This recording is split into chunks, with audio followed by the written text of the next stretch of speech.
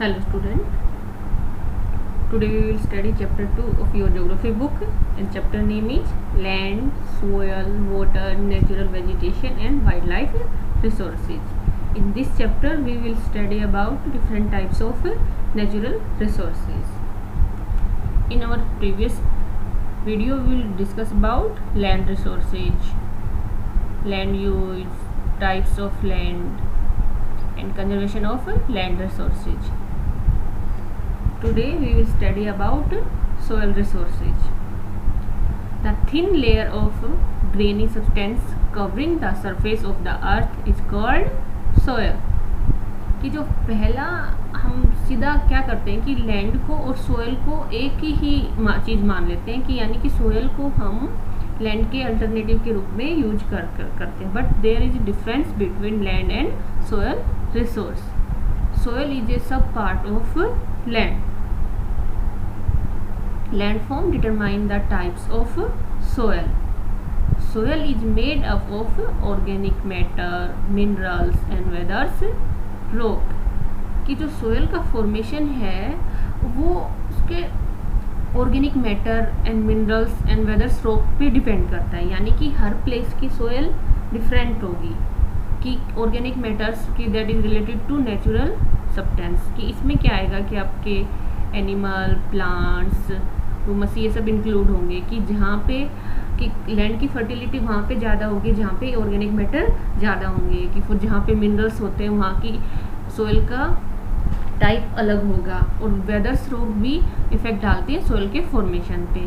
वेदर्स में रॉक्स में क्या आता है कि जो रॉक्स होती हैं उन पे टेम्परेचर या रेन की वजह से वो अपनी ही जगह पे उनका शेप चेंज होता रहता है, तो उससे भी सोयल के फॉर्मेशन पे इफेक्ट आता है. Soil is made up of process of weathering. कि जो सोयल है वो वेदरिंग की वजह से ही बनती है.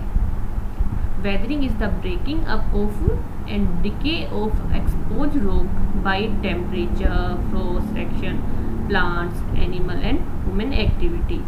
कि वेदरिंग क्या होता है कि वेदरिंग में क्या होता है कि कुछ ऐसे सब्सटेंस होते हैं उनकी वजह से क्या होता है कि जो रॉक्स होती हैं वो अपनी जगह पे उनमें उनका शेप चेंज होता रहता है. कि वो टूट के जैसे उनका फॉर्म दूसरी फॉर्म में वो कन्वर्ट हो जाती है. और ये होता है टेम्परेचर की वजह से. फॉर एग्जांपल कि जहाँ पे टेम्परेचर ज़्यादा होगा, फॉर एग्जांपल इन डेजर्ट में क्या होता है कि वहाँ टेम्परेचर ज़्यादा होने से, सनलाइट ज़्यादा होने से कि वहाँ का जो रॉक्स होती हैं वो टूट के सोयल में कन्वर्ट हो जाती है. फ्रोस्ट एक्शन मीन्स कि जहाँ पे ग्लेशियर होते हैं तो वहाँ पे भी ग्लेशियर सोयल की फॉर्मेशन पे इफेक्ट डालते हैं. कि जब ग्लेशियर अपने साथ काफ़ी ग्लेशियर क्या होता है कि रिवर ऑफ आइस जब वो फ्लो करती है तो वो अपने साथ काफ़ी मात्रा में सोयल को लेके आती है.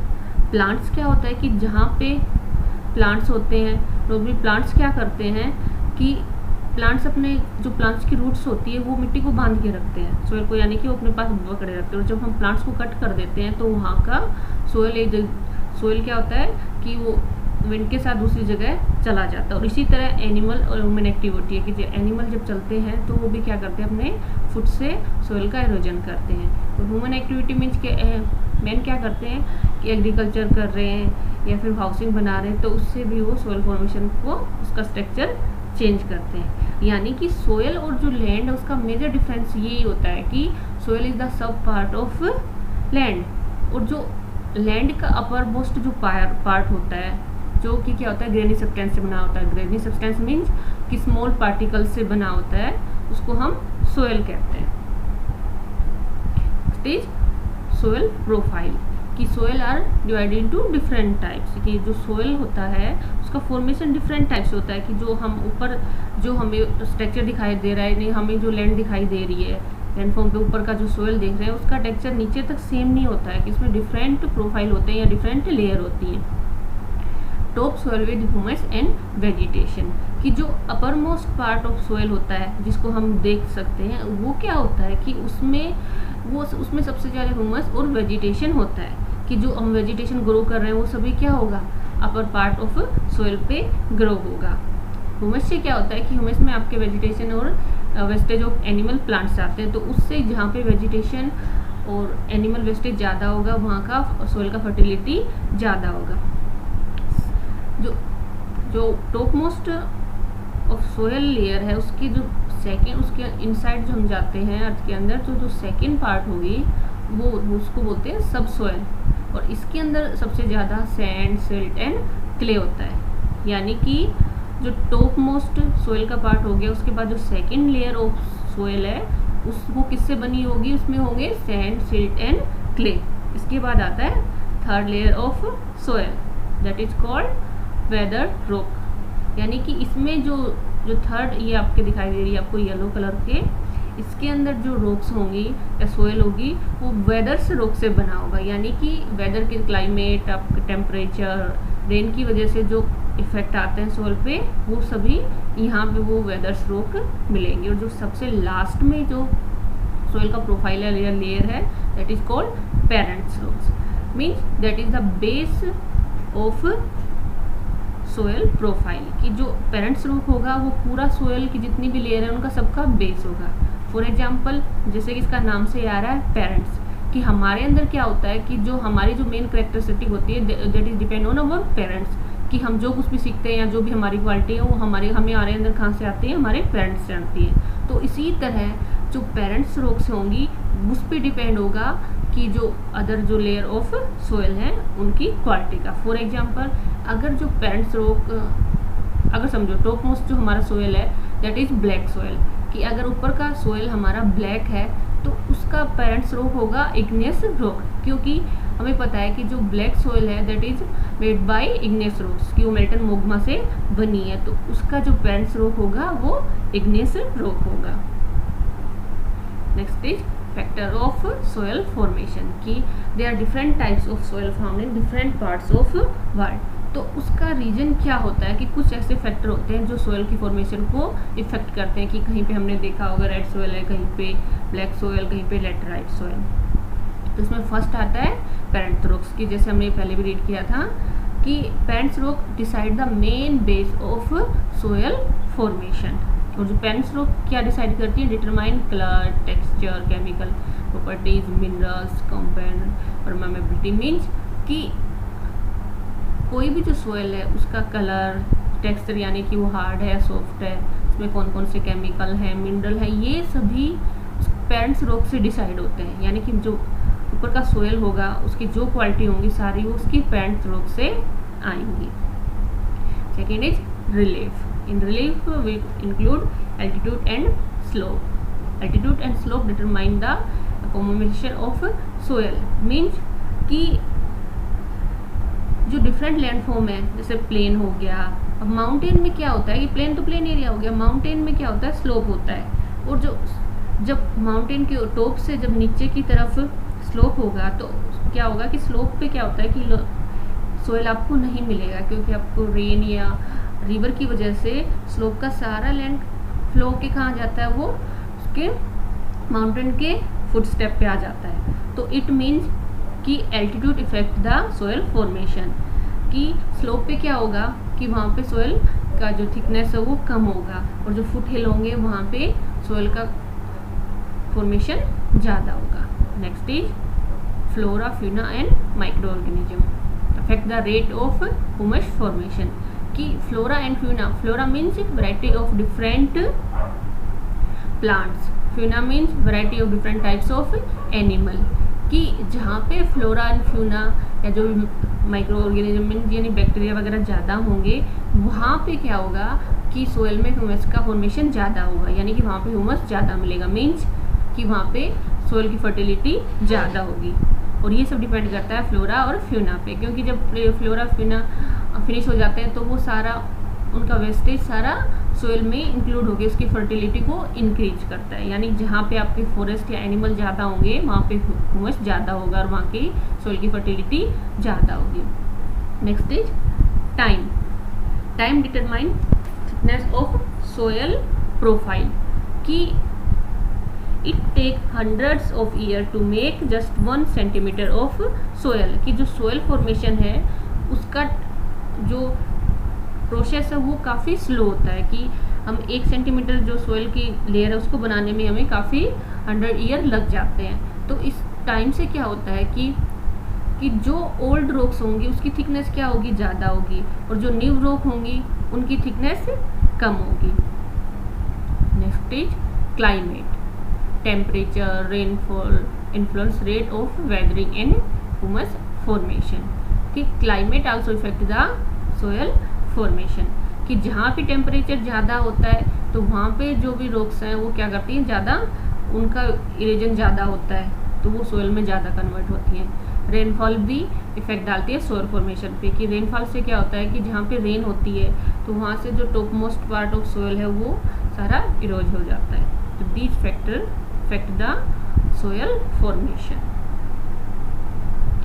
Next is degradation of soil, कि डे बाय डे जो सोयल रिसोर्स है वो डिग्रेड होती जा रही है, यानी उसके साथ प्रॉब्लम क्रिएट होती जा रही है। फैक्टर्स ऑफ सोयल डिग्रेडेशन, की जो सोयल को डिग्रेड करते हैं उसमें जो मेन फैक्टर है वो कौन कौन से। फर्स्ट इज डिफोरेस्टेशन, कि हम क्या कर रहे हैं, जैसे जैसे हमारी नीड बढ़ रही है, पॉपुलेशन इंक्रीज हो रही है तो उससे हमारी डिमांड इंक्रीज हो रही है और हम क्या करते जा रहे हैं, फॉरेस्ट को कट करते जा रहे हैं। और फॉरेस्ट में क्या होता है कि जो ट्री होते हैं उनकी रूट क्या करती हैं कि वो सोयल को बांध के रखती है। अब ट्री को हम कट कर देंगे, फॉरेस्ट सारा फिनिश कर देंगे तो उससे क्या होता है कि जो ट्री की जो रूट थी उनको बांध के रखती थी सोयल को, उसको बहने नहीं देती, उसको इरोजन नहीं होने देती थी। अब वो क्या होता है, ट्री नहीं होने से वो सोयल का इरोजन होना स्टार्ट हो जाता है। Next is overgrazing. Overgrazing mean कि एनिमल को क्या करते हैं, जहाँ ग्रास लैंड वगैरह होते हैं वहाँ पे हम उनको ग्रास खाने के लिए खुला छोड़ देते हैं। तो उससे क्या होता है कि जब एनिमल चलते हैं तो उनके फुट की क्या होता है कि फुट की वजह से जो सोयल है उसका ऊपर का पार्ट है या टॉपमोस्ट सोयल है वो कटना स्टार्ट हो जाती है। तो हमें तो ओवरग्रेजिंग भी सोयल डिग्रेडेशन का मेन रीजन है। Over use of chemical fertilizers और पेस्टिसाइड्स, कि एग्रीकल्चर का प्रोडक्शन बढ़ाने के लिए हम क्या कर रहे हैं, केमिकल फर्टिलाइजर और पेस्टिसाइड्स का यूज कर रहे हैं। तो वो सभी क्या करते हैं, वाटर के साथ मिलके सोयल के अंदर जाते हैं और सोयल का जो भी फर्टिलिटी है उसको वो डिक्रीज करते जा रहे हैं। नेक्स्ट इज रेन वॉश, कि जिस एरिया में रेन ज़्यादा होती है या जहाँ का स्लोप ज़्यादा है तो क्या करती है कि रेन अपने साथ जो टॉपमोस्ट ऑफ सोयल लेयर है उसको अपने साथ बहा ले जाती है। लैंडस्लाइड्स, कि जब लैंडस्लाइड क्या होती है तो जब लैंडस्लाइड आती है तो उसमें क्या होता है कि जो लैंड का एक काफ़ी बड़ा पार्ट स्लोप के वाइज वो नीचे की तरफ आ जाता है तो उससे भी सोयल का इरोजन होता है। फ्लड्स, कि फ्लड्स जब फ्लड आती है तो वो अपने साथ काफ़ी मिट्टी वगैरह को लेके आती है, यानी सोयल को लेके आती है, तो एक जगह से वो सोयल को ले जाके दूसरी जगह पे डिपॉजिट करती है। सोयल कंजर्वेशन मेजर्स मीन्स कि how can we conserve the soil resources. First is mulching. Mulching is the covering of soil with the organic matter like straw to retain moisture. In this picture you can see mulching. Mulching में क्या होता है कि soil में जैसे हमने बताया कि टेम्परेचर उस पर इफेक्ट डालता है, तो अब इसमें आप देखोगे कि यहाँ पे क्या कर रखा है, ग्रीन उन्होंने कुछ क्रॉप वगैरह ग्रो कर रखी है, प्लांट लगा रखे हैं, तो बीच में जो बेयर लैंड थी या जो खाली सोयल थी उस पर उन्होंने क्या किया, स्ट्रॉ वगैरह से डाल के उसको ढक दिया, कवर कर दिया। उससे कवर करने से क्या होगा कि जो टेम्परेचर है उसका इफेक्ट इस पर सोयल पे नहीं आएगा, यानी कि टेम्परेचर से इसका जो सोयल का फॉर्मेशन चेंज हो जाता है कि वो दूसरे रॉक्स में कन्वर्ट हो जाती हैं, वो नहीं होगा। सेकंड, स्टर डालने से क्या हुआ, इसको मल्चिंग से क्या हुआ कि अब जो रेन आएगी तो वो भी यहाँ पे इफेक्ट नहीं डालेगी, यानी कि यहाँ पे रेन वॉश नहीं होगा, इसका इरोजन नहीं होगा। और इससे क्या होगा कि टेम्परेचर से क्या होता है कि जब हाई टेम्परेचर होता है तो जो सोयल है उसका वो मॉइस्चर फिनिश हो जाता है, तो स्ट्रो डालने से सोयल का मॉइस्चराइजर भी फिनिश नहीं होगा। Second is contour barriers. Contour barrier builds barrier along counter with the help of stone, grass and soil. Trenches are made in front of the barrier to collect water. In this picture you can see counter barriers. कि इसमें क्या होता है कि mainly आपके hill area में होता है कि हिल एरिया में हम कि जैसे स्लोप होता है तो स्लोप के अकॉर्डिंग एग्रीकल्चर करते हैं, तो इसमें क्या होता है कि स्लोप के अकॉर्डिंग उसमें क्या हो कि वाटर फ्लो करके ना जाए, कि उसकी जो फर्टिलिटी है वो ना फिनिश हो, सोयल फिनिश ना हो, इसलिए क्या करते हैं जगह जगह पे उस पर स्टोन या ग्रास लगा के इसको क्या कर देते हैं, एक बाउंड्री सी क्रिएट कर देते हैं, ठीक है। और बाउंड्री के जस्ट बाद क्या करते हैं, या जस्ट पहले वहाँ पे क्या कर देते हैं, ट्रेंचेज बना देते हैं, यानी वहाँ पे छोटी छोटी नालियाँ बना देते हैं, ताकि जब स्लोप से वाटर आएगा तो वो सारा वहीं पे कलेक्ट हो जाए, ना कि वो बाहर जाए। Next is intercropping. Different crops are grown in alternate row and different time to protect soil from rainwash. In this picture you can see multi-cropping. कि इसमें क्या होता है कि एक साथ हम दो क्रॉप को ग्रो करते हैं एंड इन डिफरेंट टाइम, कि एक बार जैसे हमने इसमें कुछ एक क्रॉप लगा दिया, फिर 2 या 3 मिनट हमने उसमें दूसरे उसमें साइड में दूसरा क्रॉप ग्रो कर दिया। तो इससे क्या होगा कि इन दोनों क्रॉप्स का हाइट अलग होगा। तो एक जिस क्रॉप का उसका हाइट ज़्यादा है तो वो क्या करेगा, दूसरे को प्रोटेक्ट करेगा, किससे, डायरेक्ट सनलाइट से, यानी कि वो नीचे की जो लैंड है उसकी फर्टिलिटी को डिक्रीज नहीं होने देगा, उसका मॉइस्चर लॉस नहीं होने देगा। Next is rock dam. Rock are built up to slow down the flow of water. In this picture you can see rock dam, कि जब कई एरिया जहाँ पे रेन ज़्यादा होता है तो वहाँ पे क्या किया जाता है सॉइल कंजर्व करने के लिए, कि रॉक्स या स्टोन लगा के क्या करते हैं, उसको एक आर्टिफिशियल स्मॉल डैम बना दिया जाता है, कि जिससे वाटर फ्लो करके बाहर ना जाए, उसको वाटर को वहीं वो यूज करे। तो जो वाटर जैसे क्या कर रहा है कि जब वाटर फ्लो होके जाएगा तो उसके साथ सोइल का भी इरोजन होता है, कि वाटर अपने साथ सोइल को भी लेके जा रहा है। तो जब ये इस तरह के हम डैम बना देंगे तो सोइल का कंजर्वेशन होगा। Next is terrace farming. Road flat step are made on the step slope so that flat surfaces are available to grow crops। कि जो नॉर्मली आपके माउंटेन या हिल एरिया होता है वहाँ पे टेरेस फार्मिंग की जाती है, कि वहाँ पे स्लोप होता है, स्लोप के अकॉर्डिंग स्मॉल, इस पिक्चर में आप देखिए कि हम स्लोप के अकॉर्डिंग स्मॉल स्टेप्स बना देते हैं और उसमें हम क्या करते हैं, एग्रीकल्चर करते हैं। और ये स्टेप हम इसलिए बनाते हैं स्मॉल स्टेप, कि अगर हम सीधा डायरेक्ट इस तरह स्टेप वाइज स्ट्रक्चर नहीं बनाएंगे तो वाटर के साथ जब रेन आएगी तो सोयल इरोज होके नीचे फुट स्टेप पे चला जाएगा, और जब इस तरह के स्टेप बनाएंगे तो उसका इरोजन कम होगा। Next is contour plugging. Plugging parallel to the contour of a hill slope to form a natural barriers.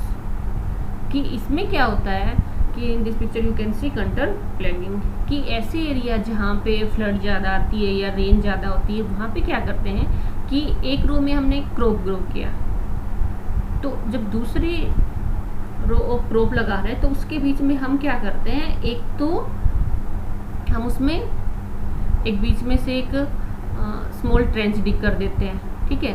Second हम क्या करते हैं, जो क्रॉप हमने लगाई, रो लगाई, उसके साथ साथ हम क्या कर देते हैं कि मिट्टी या स्ट्रो या कुछ स्टोन वगैरह लगा के उसको एक स्मॉल स्ट्रक्चर बना देते हैं, यानी कि एक बाउंड्री टाइप सा बना देते हैं। तो उससे क्या होगा कि जब रेन ज़्यादा होगी तो क्या जो जहाँ पे हमारा क्रॉप लगा हुआ है वहाँ से सोयल इरोज होके बाहर नहीं जाएगी, और सोयल इरोज होकर बाई चांस अगर थोड़ा गया भी है तो जो ट्रेंच हमने बनाई है वाटर स्टोरेज के लिए तो वो वहीं पे जाके ही ऐड हो जाएगा, यानी वो बाहर नहीं जा पाएगा।